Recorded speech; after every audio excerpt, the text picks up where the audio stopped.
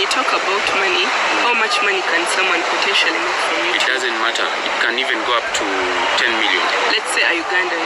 10 million. 10 million. There are people getting that. Hi guys, Are here. You're welcome to my channel. Today I have a very, very special guest for you guys. He's here. Yes, I'm finally here. Dennis Duke, Uganda is my name. Yes, Dennis, how are you? I'm fine, Rach. How are you? So, I'm okay as well. You're welcome to my channel. Thank you. I'm glad to have you. And I'm really glad to be here and to interact with you and your viewers, your audience. Yes. So Dennis is a YouTuber. That's how I got to know about him. He's actually one of the best YouTubers around, and he's also a journalist by profession. So why are you Duke? Is that your birth name? Why are you Dennis Duke? Duke is like my stage name, but also my... Right from childhood, right from high school, I used to call myself Duke. So people start... In fact, lately, people don't call me Dennis. They call me Duke. Duke, Duke, Duke. So Duke has taken over, and I must say I'm the only Duke of Uganda. Have you heard of any? No, except those that want to be like me. One of these. Yes, so we are here. I'm here with Dennis today. We are going to chat about YouTube, how to have a successful YouTube channel in Uganda, and especially in 2020. Yes, 2020 is here. Dennis is going to tell us how to have a successful YouTube channel, what it takes, what niches are profitable, how to actually make money off YouTube. Because people are out there thinking, oh my god, you should go to YouTube and make money.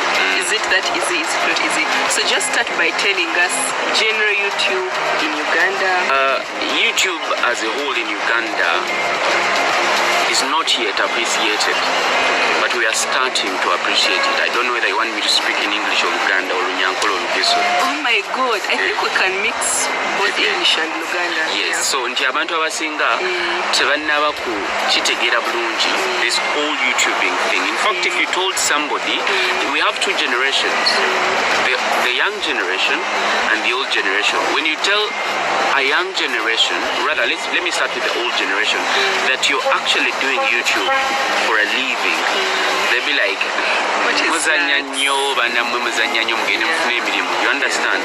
They won't really understand that it's actually making people money.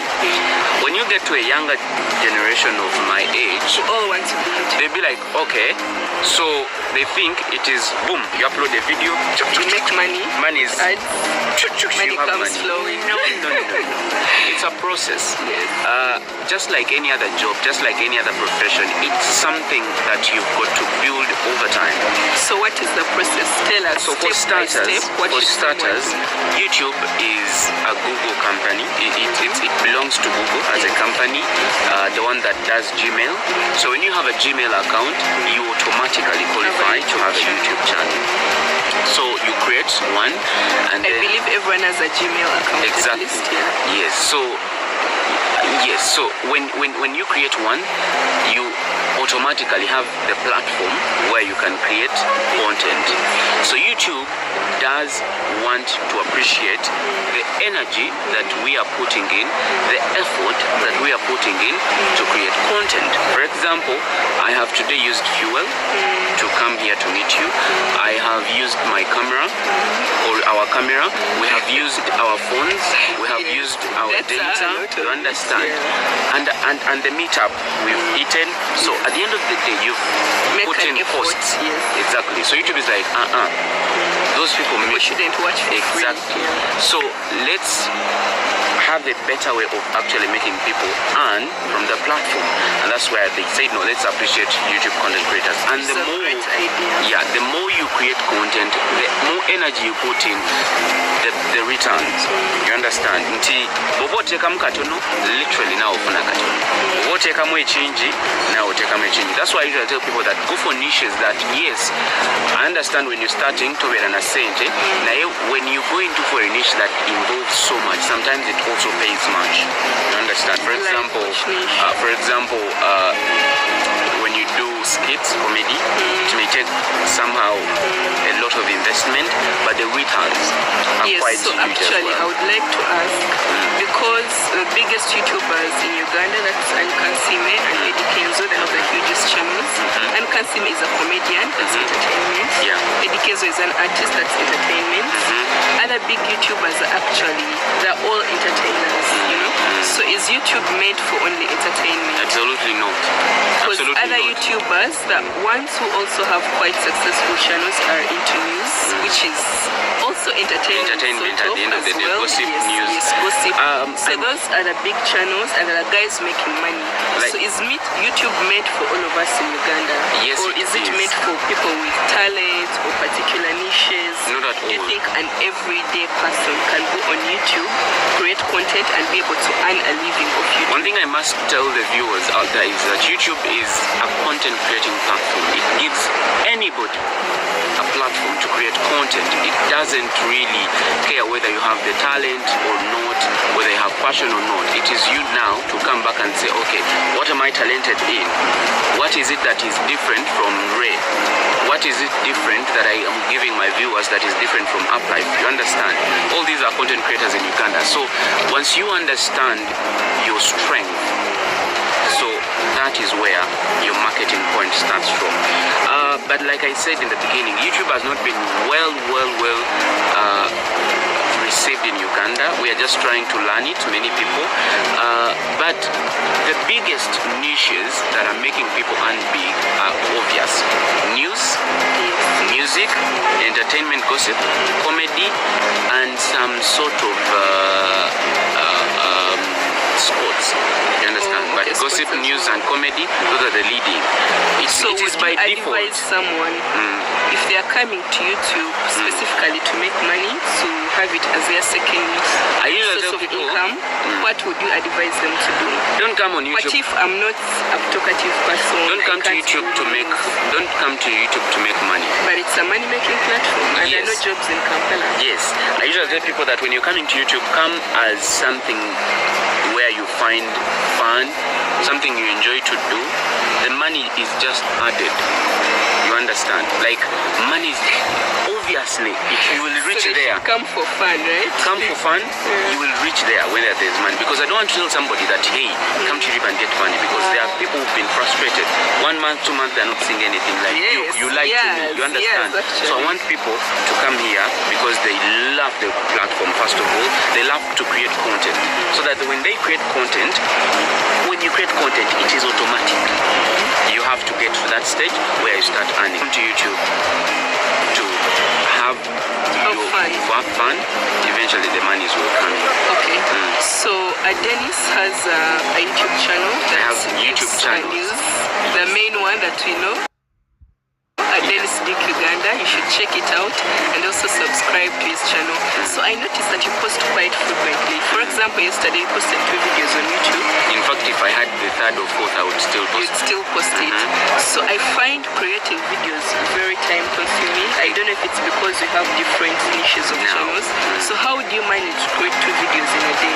Because editing videos is a lot of work and it consumes a lot of time. So how do you do that? Like I told you, in fact, yesterday you only saw 2. There are days I post 4. In fact, previously I would even post 5, depending on how the news are happening in the day or is happening. Like I told you, when you come to YouTube to make money, it's a bit different than when you come to YouTube to make because it's a passion, something that you want or you love doing or you love to do. So when you come here with passion, you will feel it. Like you will feel like, okay, let me create about this, let me create about like ideas will be flowing. But when you come here for money, you'll be stagnant. When you don't see the money, you'll be frustrated, and before you know it, you've opted out. But also, I usually tell people that when you're choosing a niche, make it a point to choose a niche that you're very conversant with, a niche that won't give you a hard time in creating content. For example, I cannot do makeup. Even if you taught me how to do makeup, I can't because it's not where I feel. It's not my passion. Even if I was to do it for money, I can't because I don't feel it. But I feel like, okay, entertainment, I can do it. I can talk about Kenzo, I can talk about Rema, I can talk about anybody. Which brings me to my next question. So you have been a journalist. You're right now self-employed. First of all, you had a very nice job, we'd assume. What is nice? What is nice is that I'm going to assume you had a very good job working for NBS TV, which is a good company.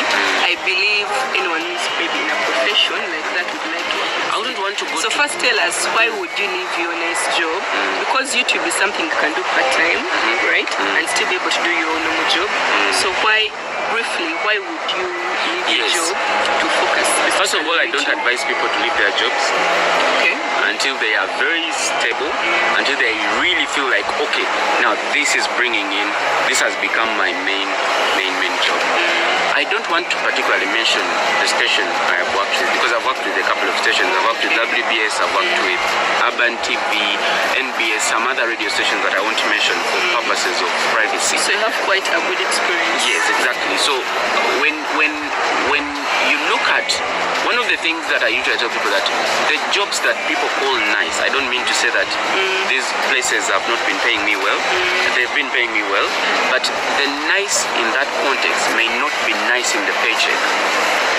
So you reach a level when you have to mind about, yes, career development, but also survival. While it's true you're progressing in career-wise, your survival is low. What would it mean for me to be working at BBC, but I don't have a car? How is that possible? It's very possible because of the little paycheck. But how would you feel if I told you I work full-time YouTube, but I have a car? And the car is... So I wouldn't believe that you're going to work at BBC and not have a car. Yes, it's because that is the perception that people have. You understand? I use BBC for example, but we all know our media houses in the country don't pay that much. Not only media houses, but the country at large. It is very difficult for you now to get a job of 1 million plus in Uganda. In fact, most people that I see around town, they're working for 700. Me, I can't work for that. I can't work for 1 million. Okay, I'm not bragging. No, but you're right.